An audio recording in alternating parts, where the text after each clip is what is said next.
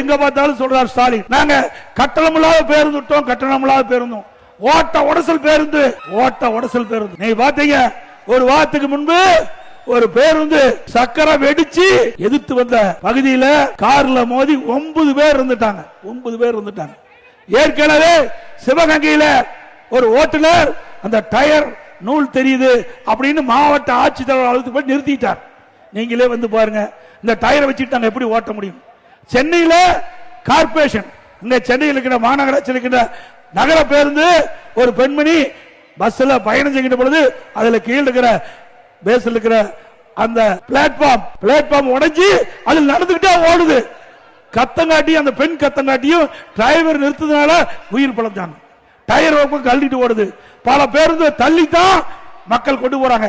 இப்படி ஒரு மோசமான ஆட்சி, ஒரு நிர்வாக திறமையிட்ட ஆட்சி, இப்படி மோசமான பேருந்துகளை வச்சு இன்னைக்கு ஸ்டாலின் பேசிட்டு இருக்கார்.